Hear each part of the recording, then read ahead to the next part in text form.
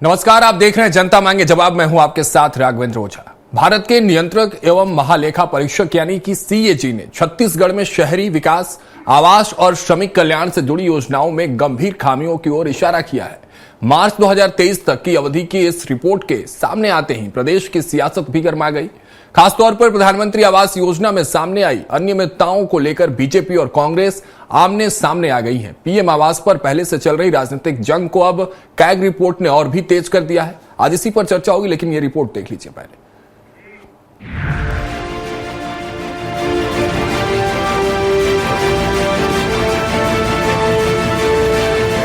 छत्तीसगढ़ में प्रधानमंत्री आवास योजना एक बार फिर सियासी रणभूमि बन गई है। पहले भी आवास की स्वीकृति, अधूरे मकानों और भुगतान को लेकर आरोप प्रत्यारोप होते रहे हैं, लेकिन अब कैग की रिपोर्ट ने इस पूरे मामले को नया मोड़ दे दिया है। मार्च 2023 तक की रिपोर्ट में पीएम आवास योजना में कई गंभीर अनियमितताओं का खुलासा हुआ है, जिसके बाद सरकार और विपक्ष दोनों के सामने बड़े सवाल खड़े हो गए हैं। कैग रिपोर्ट सामने आते ही कैबिनेट मंत्री केदार कश्यप ने तत्कालीन कांग्रेस सरकार को कटघरे में खड़ा कर दिया। उन्होंने कहा कि कांग्रेस ने गरीबों को उनके हक के आवास से वंचित किया और अब उसी का परिणाम सामने आ रहा है। जानकारी में नहीं है, लेकिन कांग्रेसियों ने तो जिस तरीके से हमारे लोगों का आवास बनने से उनको वंचित करने का काम किया, वो स्पष्ट हो रहा है और गरीबों की हाय लग रही है। सरकार के मंत्री के आरोपों पर कांग्रेस प्रदेश अध्यक्ष दीपक बैज ने पलटवार करते हुए कहा कि कांग्रेस सरकार के कार्यकाल में 10 लाख आवासों की पहली सूची जारी की गई थी, लेकिन मौजूदा सरकार 2 साल में प्रधानमंत्री आवास योजना पर कोई ठोस काम नहीं कर पाई है। प्रधानमंत्री आवास हम पूरी स्वीकृति कर लिए, लेकिन जिस तरह से अपात्र हितग्राहियों को आवंटित किया गया, इसका मकसद क्या है? एक तरफ पात्र हितग्राहियों को सरकार आवास नहीं दे पा रही है, वहीं दूसरी तरफ अपात्र हितग्राहियों को आवास स्वीकृति करना मुझे लगता है बड़ी गड़बड़ी है और कहीं न कहीं जानबूझकर इस तरह से ये ऐलान आवंटन दिया गया। इसकी जांच होनी चाहिए। कुल मिलाकर गरीबों को पक्की छत देने का सपना दिखाने वाली प्रधानमंत्री आवास योजना एक बार फिर राजनीति के केंद्र में आ गई है। कैग रिपोर्ट ने जहां व्यवस्था की खामियों को उजागर किया है, वहीं आने वाले दिनों में इस मुद्दे पर सरकार और विपक्ष के बीच सियासी घमासान और भी तेज होने के संकेत साफ हैं। स्वराज एक्सप्रेस के लिए रायपुर से दिलीप साहू की रिपोर्ट।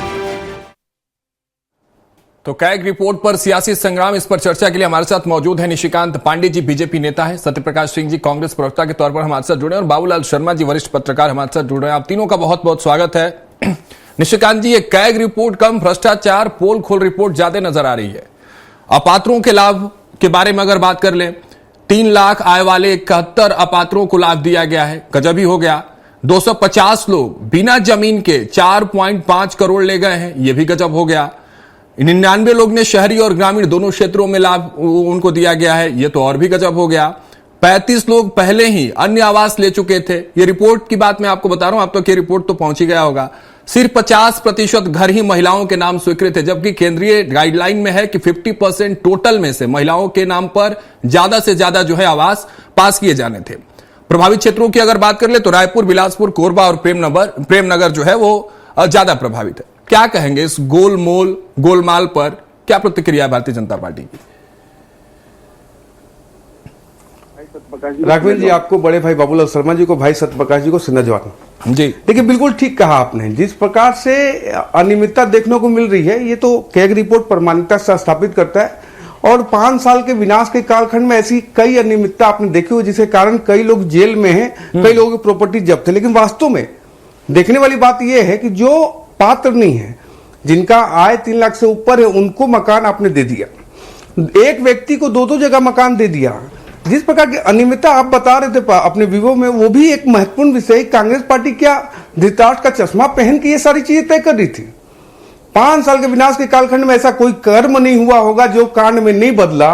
ये आपके समक्ष है और कैग रिपोर्ट तो इनको आईना दिखा रही है 5 साल के सरकारों का। जिस प्रकार से हर वर्ग को इन्होंने छला और मतलब जिस प्रकार से हर वर्ग के साथ इन्होंने अन्याय किया, उसके परिणाम स्वरूप ये खुद नियमित नहीं रह पाए। प्रदेश की जनता ने इनको अनियमित कर दिया सरकार से। उसका कारण यही है कि सिर्फ भ्रष्टाचार का अखंड में डूबने के बाद अपने 10 जनपद के एटीएम के रूप में काम करने वाली भूपेश बघेल सरकार की ये रिपोर्ट कार्ड है। इस रिपोर्ट कार्ड पे प्रदेश की पूर्ववर्ती सरकार को, भूपेश बघेल जी को, दीपक बैज जी को सार्वजनिक रूप से आके माफी मांगनी चाहिए कि हमने ऐसे ऐसे कर्म किए जो कांड के रूप में तब्दील हो गए। अच्छा, बाकी तो दीपक बैज कह रहे हैं कि आपने अभी कुछ ठोस काम किया नहीं है, पारदर्शिता की बात कर रहे हैं इस प्रधानमंत्री आवास योजना को लेकर। आंकड़े आज मैं लेके नहीं आया, मुझे पता था कि आप दोनों, चाहे सत्य प्रकाश जी हो चाहे निशिकांत पांडे जी हमारे साथ आज जुड़ेंगे तो वो आंकड़ों के साथ जरूर आएंगे। जिस पारदर्शिता की बात दीपक बैज कर रहे हैं उस पर क्या कुछ कहेंगे आप?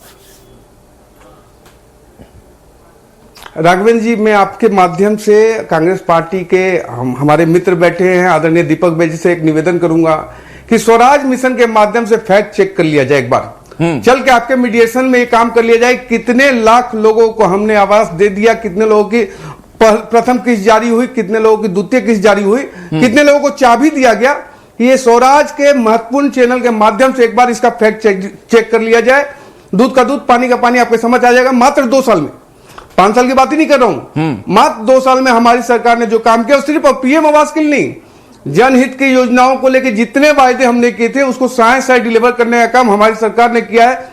अगर 70 लाख महतारी वंदन दे रहे हैं, 3100 रुपए में धान खरीदी कर रहे हैं, पुराना बकाया बोनस दिया है, और हमारे बस्तर के सुदूर वनांचल में नील नल्लार के माध्यम से विकास की रफ्तार को गति देने का काम अगर कोई कर रहा है तो भारतीय जनता पार्टी की सरकार करिए। हमारे पास दिखाने के लिए बहुत ये कुछ है। कमाल कब हुआ जो कैग रिपोर्ट में जो आंकड़े आए हैं? हैं निशिकांत जी, आपने काम किया तो ये जो कमाल जो कैग रिपोर्ट में आया वो कब हुआ, ये बस बताइए, फिर सत्य प्रकाश जी के पास में जाऊंगा। ये कमाल कब हुआ? ये कांग्रेस के कालखंड के और कुशासन का एक आपके समझ प्रमाण है कि क्या बता रहा है कि किस प्रकार से 71 लोगों को, किस प्रकार से 90 लोगों को 4 से 5 लोग 4 को 5 लाख दे दिया गया, डबल करके दे दिया गया। ये क्या था? आपने आंख पे दिलदार का चश्मा पहना था या कमीशन का खेल चल रहा था? इसका जवाब तो कांग्रेस पार्टी को देना हो। ठीक है सत्य प्रकाश जी, आवाज पहुंच रही है आप तक? मैं मुख्य सवाल तक पहुंचू आपके पास उससे पहले मैं जरा सा छोटी छोटी बातें आपसे। फिल्में देखते हैं सत्य प्रकाश जी आप? जाहिर है बाबूलाल शर्मा जी भी देखते होंगे, निशिकांत जी भी देखते होंगे, मैं भी देखता हूं। सत्य प्रकाश जी, जी 1972 में एक फिल्म आई थी अमर प्रेम, राजेश खन्ना की। उसमें गाना फिल्माया गया था, ये क्या हुआ, कैसे हुआ, कब हुआ, क्यों हुआ। क्या हुआ ये तो पता है, क्यों हुआ और कैसे हुआ इसका जवाब तो आप ही देंगे। निशिकांत जी भी यही पूछ रहे हैं। सत्य प्रकाश जी, राघवेंद्र देखिए, मैं थोड़ा सा समझ लीजिएगा। बिल्कुल बिल्कुल, बहुत तेज तरह पत्रकार है। आपने अभी 2-3 पॉइंट गिनाए, गजब हो गया, ये तो और गजब हो गया। मगर आप देखिए, इसको अन्यथा मत लीजिएगा, मगर आप थोड़ा सा और स्टडी करना चाहिए जी। बताए ना, बिल्कुल। जो कैग रिपोर्ट आई, उस कैग रिपोर्ट में सिर्फ हाउसिंग वाले प्रोजेक्ट को देखा जाए, उसमें एक रिपोर्ट और है, स्मार्ट सिटी मिशन, जो 2016-17 से अनियमितताएं चलती आ रही थी, और उसी में रिपोर्ट आपको दिखा रहा हूं, मैं ऐसे नहीं बोल रहा। ठीक है। उसी रिपोर्ट में लिखा हुआ है कि जो केंद्र का जो हिस्सा था उसको कहीं ना कहीं 2022-23 में जाके कम कर दिया जाता, जिसकी वजह से स्मार्ट सिटी मिशन में काम नहीं होता। 2016-17 में फंड पूरा आ रहा था क्योंकि इनकी डबल इंजन की सरकार थी कथित, मगर उसके बाद फंड कम कर दिया जाता है, इसीलिए इसमें अनियमितता मिली और काम पूरा नहीं हुआ। और पहले जो फंड पूरा आया उसका हिसाब नहीं, अनियमितता है। क्या रिपोर्ट है? ठीक है, ये मैं रिपोर्ट पहली। ठीक है, अब देखिए, कैग रिपोर्ट तो जब रमन सिंह की सरकार थी उसकी भी है। चावल घोटाला हमारे मुख्यमंत्री पत्र लिखा तक में पड़ा हुआ। कैग रिपोर्ट तो केंद्र सरकार ने भातमाला की भी है, जांच क्यों नहीं होती है? एनएचए में घोटाला हो रहा है, कैग रिपोर्ट कह रही है, जांच क्यों नहीं होती? आयुष्मान भारत में कैग रिपोर्ट कहते घोटाला है, जांच क्यों नहीं होती है? अयोध्या डेवलपमेंट अथॉरिटी में उसमें घोटाला, जांच कराइए। रूरल डेवलपमेंट अथॉरिटी उसमें घोटाला, जांच की मैंने कैग रिपोर्ट। बिल्कुल। एचएएल में घोटाला, कैग रिपोर्ट। तो जांच हर चीज में होना चाहिए। अरे मंगलयान 500 करोड़ में चला गया था और 250 करोड़ प्रति किलोमीटर, 250 करोड़ में 1 किलोमीटर सड़क बना द्वारका एक्सप्रेस में, कैग रिपोर्ट कह रही है। तो जांच होनी चाहिए। और देखिए, अभी जो बोल रहा हूँ हाउसिंग की जहां तक बात है, हमारी जब सरकार थी, मतलब रमन सिंह बोलता, रमन सिंह जी ने 2018 में जो भाषण दिया, विधानसभा में जो भाषण दिया, उसमें रमन सिंह ने खुद ने माना कि हमने 2,37,000 आवास बनाए हैं। और ये आवास की शुरुआत 2014 मई में हुई थी, जिसमें से 11,76,142 स्वीकृत आवास हुए छत्तीसगढ़ के लिए, जिसमें मात्र 2,37,000 आवास रमन सिंह ने बनाए 4 साल के अंदर। मगर हमारी जब सरकार है तो हमने 8,65,839 मकान बनाए।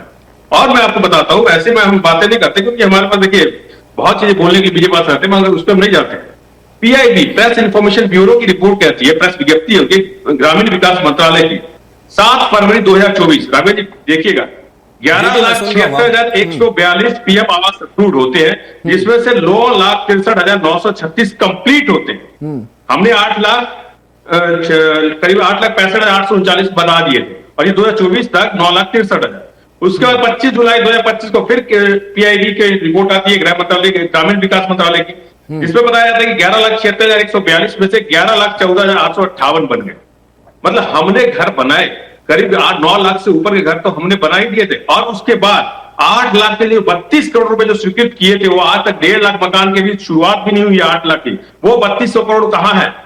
तो ये जो है ना, सिर्फ और सिर्फ कैग करने से नहीं है। आपकी या तो भारत सरकार कुछ बोल रही है या आपकी कैग कुछ बोल रही है, तो ये जांच आपको उसमें पहले कराइए कि कैग अलग क्यों बोलता है, भारत सरकार अलग क्यों बोल रहा है। और दोनों जगह आप ही की सरकार है, या कैग बोल दीजिए आप ही के अंडर में, और भारत सरकार तो है ही, तो इसलिए जांच तो वहां कराइए ना।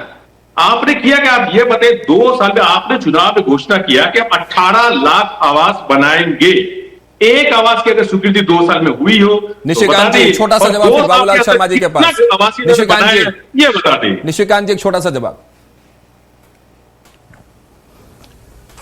राघवेंद्र जी, मेरी बात पे तो भरोसा नहीं होगी सत्यप्रकाश जी को, लेकिन 1-2 स्टेटमेंट में दे रहा हूं कि पीएम आवास नाम है तो केंद्र पूरा पैसा दे, और उसके परिणाम स्वरूप बाबा ने इस्तीफा दिया और कहा कि 10,000 करोड़ रुपया वापस चला गया, जिससे प्रदेश के कार्यों को, विकास की गति मिलती, लोगों को रोजगार मिलता और लोगों को आवास मिलता। ये क्या कहलाता है सत्यप्रकाश जी से इसका विश्लेषण करवाइए लाइव चैनल पे, आपको पता चल जाए कितने आवास इन्होंने कितने प्रतिबद्धता के साथ दिया था। दूसरा इन्होंने कहा 250 करोड़ रुपए का 1 किलोमीटर सड़क बना।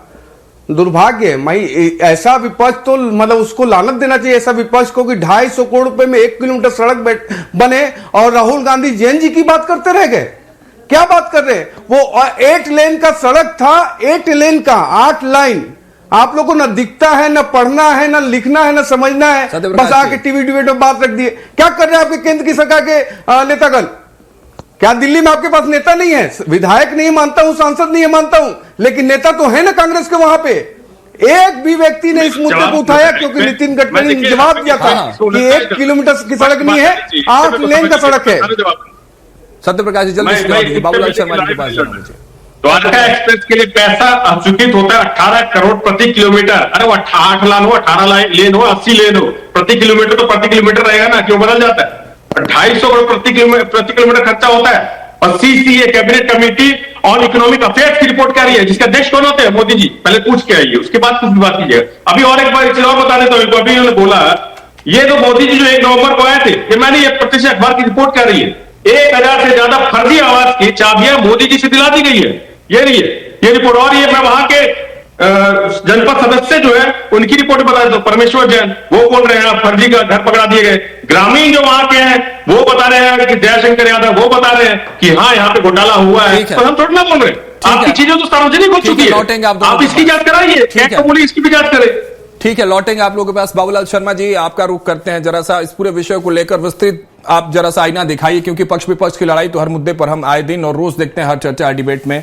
सच्चाई क्या है? जिस टेक्नोलॉजी की बात सत्यप्रकाश जी कर रहे हैं स्कैग रिपोर्ट के पीछे, सर पांडे जी कह रहे हैं कि सब कुछ उनके समय में हुआ, ये कह रहे हैं कि उनके समय में हुआ, कोई जिम्मेदारी अपने पर लेने के लिए तैयार नहीं है। टेक्नोलॉजी जो सत्यप्रकाश जी दे रहे हैं मैं उस पर चाहता हूं, लेकिन एक चीज और सच्चाई है कि कैग रिपोर्ट में जो आंकड़े सामने आए हैं, ये तो साफ तौर पर बाबूलाल शर्मा जी तस्वीरें साफ है कि डाका तो डाला गया है उन गरीबों के आवासों पर, डाका तो डाला गया उनके अरमानों पर, और ये डकैती हुई है। मैं बिल्कुल नहीं कतरा रहा हूं, ये कहते कि ये डकैती हुई है उन गरीबों के साथ। इन दोनों मुद्दों पर आप किस तरह से देखते हैं? देखिए, पीएम आवास योजना अपने प्रारंभिक चरणों से विवादास्पद, विवाद के घेरे में रही। आरोप प्रत्यारोप की राजनीति का शिकार बनी है हमेशा। बिल्कुल, मैं जब से देख रहा हूं, भारतीय जनता पार्टी रही तो कांग्रेस ने आरोप लगाया, कांग्रेस रही तो भाजपा ने आवास पर घेरा। ये लगातार चल रहा है।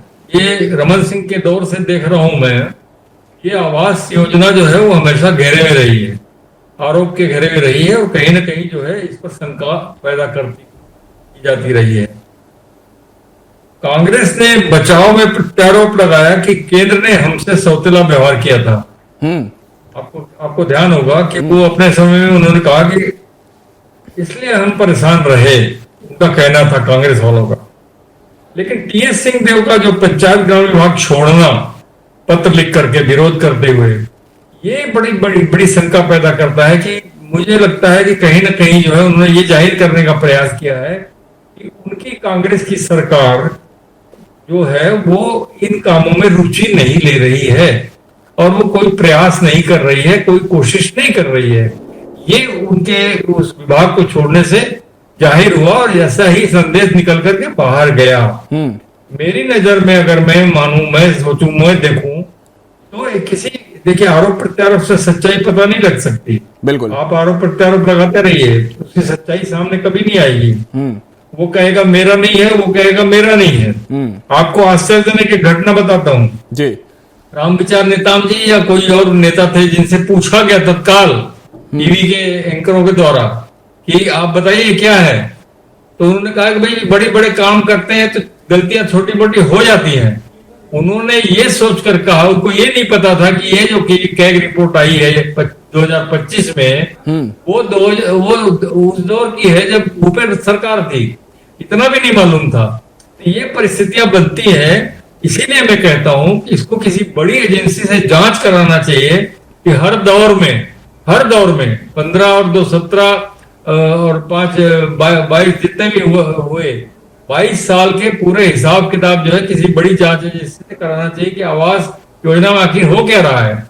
कार्यकर्ताओं की दखल और जो है अपने अपने लोगों को चुन चुन कर उपकृत करने और निर्णय करने की कोशिश, वोट बैंक बनाने का प्रयास भी आवास योजना के माध्यम से होता है। ये सब चीजों की गलतियां जो है क्यों हो रही है। 3 लाख 4 लाख कमाने वाले को भी आवास मिल रहा है, उसके रिश्तेदार को भी मिल रहा है, उसके भाई बंधु को भी मिल रहा है। तो ये कार्यकर्ता आखिर करते क्या है, भारतीय जनता पार्टी के कार्यकर्ता हो चाहे कांग्रेस के कार्यकर्ता हो, उस योजना के दौर में वो लोग मॉनिटरिंग क्यों नहीं करते। ये सिस्टम तो अपने ढंग से ही काम करता है ना भाई। जब तक आप कार्यकर्ता सतर्क नहीं होंगे तो काम कैसे होगा। सिस्टम तो अपने ढंग से काम करता है, सिस्टम अपने हिसाब से काम करता है। सिस्टम पर ही तो आप लोग योजना बनाते हैं, इम्प्लीमेंटेशन तो सिस्टम करता है। बिल्कुल, वहां पर गड़बड़ियां होती है। जी निशिकांत जी, जांच को लेकर सवाल है, आप अपनी बात रखिएगा, लेकिन जांच को लेकर, क्योंकि सत्यप्रकाश जी भी यही कह रहे हैं कि केंद्र में भी आप तमाम कैग रिपोर्ट्स आपके सामने हैं और क्यों नहीं जांच कराते हैं। ना ही सेंट्रल और स्टेट में दोनों जगह आप ही बैठे हुए हैं। लेकिन मैं सिर्फ प्रधानमंत्री आवास योजना को लेकर बात करता हूं कि इस कैग रिपोर्ट के बाद अब आगे की कार्रवाई किस तरह से देखने को मिलेगी, जांच के लिए कितनी तैयार हैं आप भी, और सत्यप्रकाश जी से भी मैं यही समझने की कोशिश करूंगा आपके बाद। निशिकांत जी। राघवेंद्र जी, जांच होनी चाहिए, बस कांग्रेस पार्टी से बोल दिए जांच एजेंसियों के समझ जाके जिंदाबाद मुर्दाबाद का बात नहीं करेंगे। दूसरा महत्वपूर्ण विषय जो बाबूलाल शर्मा जी ने कहा, कार्यकर्ता क्या करते हैं। बाबूलाल शर्मा जी काफी वरिष्ठ हैं और अनुभवी हैं। कार्यकर्ताओं की बात को ऑथेंटिकेट कौन करेगा। कैग जैसी संस्था अगर कोई रिपोर्ट देती है उसका ऑथेंटिकेशन हो सकता है। निशिकांत पांडे या सत्यप्रकाश सिंह जी खड़े होकर बोल दे कि फलाना चोर है या फलाना डकैत है, तो मतलब उसका हासिल कुछ नहीं होगा। तीसरा, एक बात बहुत महत्वपूर्ण कही बाबूलाल शर्मा जी ने कि चीजों की मतलब योजनाओं की मॉनिटरिंग ग्राउंड लेवल पे, ग्राउंड रूट से होनी चाहिए, जो हमारी सरकार प्रशासन के माध्यम से लगातार कर रही है। और कहीं पे भी कोई गलतियां होती है उस त्रुटि को सुधार करके वास्तविक हितग्राही तक पहुंचने का प्रयास अंत्योदय के भाव से हमारी सरकार कर रही है। जो ये कैग रिपोर्ट की बात कर रहे हैं, तो जांच होगी तो सभी की होगी, सिर्फ कैग रिपोर्ट नहीं। चाहे आप कोयला खाए हैं उसका हिसाब किताब चल ही रहा है, आप जो डीएमएफ में जो लूट मार मचाए थे उसका चल ही रहा है, राशन का लूट मार मचा रहे हैं, आपका कोषाध्यक्ष कब से फरार है ढूंढ के लाना चाहिए आपको।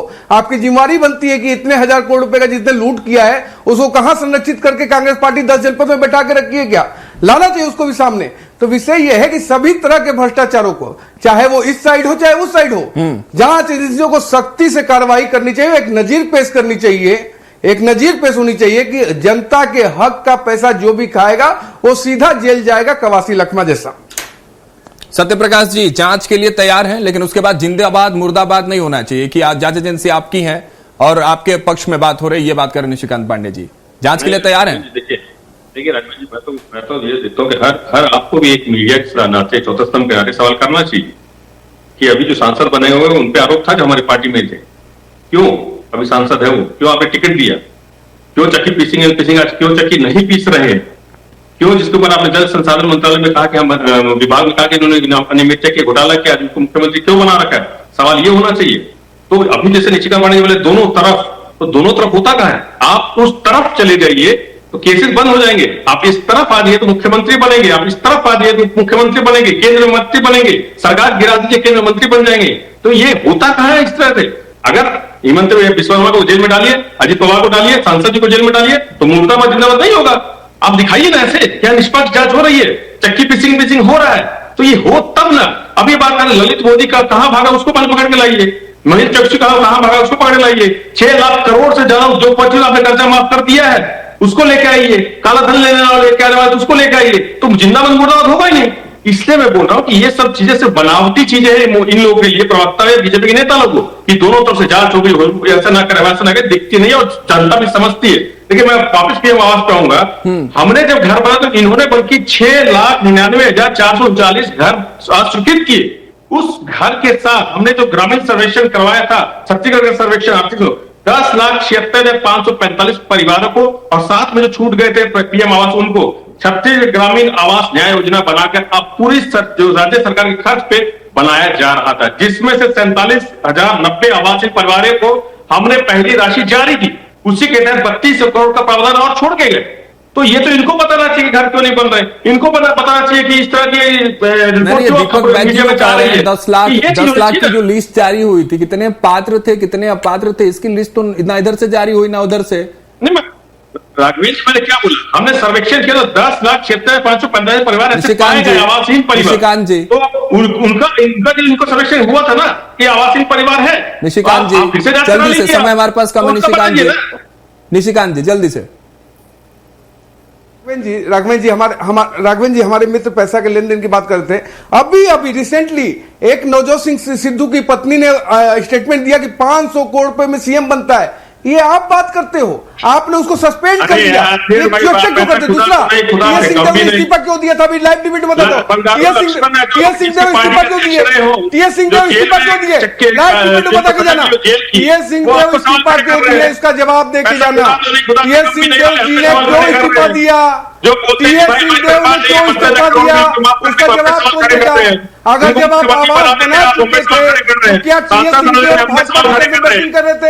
उसका जवाब कौन देगा? रघुवंश जी, ऐसा क्यों है? रघुवंश जी इनसे जवाब समझाइए, इनसे जवाब मत करे ना झूठ बोलने जाती है जवाब देने में।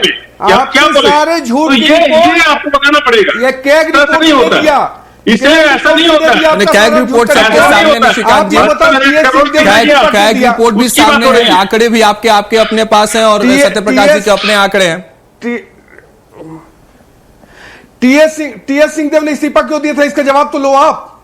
क्यों, किस कारण से इन्होंने इतना आवाज बनाया, क्यों इस्तीफा दिया? जवाब तो दो। आपने इस बंगारू लक्ष्मण के पास जवाब दे दीजिए। पीएम आवास के लिए से कम भी नहीं, इसका जवाब दे दीजिए आप। पीएम आवास के लिए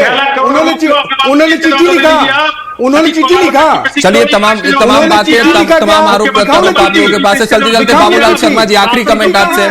दोनों लोगों को मैं रोक रहा। बाबूलाल शर्मा जी, बाबूलाल शर्मा जी, टीएस सिंहदेव का चिट्ठी है। जवाब बाबूलाल शर्मा जी, पक्ष और विपक्ष की इस लड़ाई के मध्य जरूरी है कि आंकड़ों को, अरे सत्यप्रकाश जी, अब बाबूलाल शर्मा जी से चलते चलते कंक्लूड कर लेते हैं। आप लोग तो लड़ने लगते हैं बच्चों की तरह। सुन लीजिए बाबूलाल शर्मा जी, जरा मॉनिटरिंग को लेकर आप जो बात कर रहे थे उसको कैसे सुचारू और सुदृढ़, और विपक्ष की भूमिका इसमें कैसी होनी चाहिए? सिर्फ आरोप प्रत्यारोप या मॉनिटरिंग में विपक्ष भी अपनी भूमिका निभा सकती है ताकि अपनी भी तो भागीदारी सुनिश्चित कराए वो, तब तो वो और बड़े सवाल और मजबूती के साथ सरकार को घेर सकती है। बाबूलाल जी, एक दूसरे पर आरोप प्रत्यारोप लगने से सच्चाई सामने आ ही नहीं सकती। मैं तो कह रहा हूं ना, वो कहेंगे मेरी गलती नहीं है तुम्हारी गलती है, वो कहेंगे तुम्हारी गलती नहीं मेरी गलती है। तो इसलिए जो है मैंने कहा कि किसी अगर सच्चाई को जानना है तो किसी निष्पक्ष व सूक्ष्म जांच एजेंसी से जांच करवा दीजिए, सामने आ जाएगी बातें और सार्वजनिक कर दीजिए। एक दूसरे पे आरोप लगाने की कोई जरूरत नहीं। पूरे पूरे कार्यकाल का 22 साल के कार्यकाल का जो है जांच करवा दीजिए, किसने सच बोला किसने झूठ बोला सब क्लियर हो जाएगा। और जो है देखिए, आज वर्तमान सरकार पर भी किस्त जारी न होने का आरोप लग रहा है, हितग्राही लगा रहे हैं खुद कि हमको पहली किस्त भी जारी नहीं हुई है, हमारा पैसा लग गया है। तो पिछली सरकार में भूपेन्द्र बघेल सरकार के ऊपर तो बहुत ज्यादा आरोप लगे, अमन सरकार के 3 दौर में आरोप लगे। ये विवादास्पद विषय है। इस विषय में जो है लाखों लाखों आवाज बनने हैं। 18 लाख स्वीकृत हुए, अब 18 लाख स्वीकृत हुए, जमीन पे कहाँ है और है तो किनके पास है, किनको मिले, ये सारी जांच का विषय तो है ना, बड़ी जांच का विषय है। बिल्कुल, ये कोई ऐसे बोल देने से, एक दूसरे के आरोप लगाने से थोड़ी सच्चाई पता लगेगी। ये तो गोल गप्पा होता रहेगा। बिल्कुल, ये गोलमाल की कहानी बिना इन्वेस्टिगेशन के खत्म होने वाली नहीं, लेकिन इस चर्चा को हमें यही खत्म करना होगा। बहुत बहुत शुक्रिया निशिकांत जी आपका, सत्यप्रकाश जी आपका भी, और बाबूलाल शर्मा जी हमारे साथ जुड़ने के लिए इस चर्चा में। फिलहाल इस चर्चा में मेरे साथ इतना ही। आप देखते रहिए स्वराज एक्सप्रेस।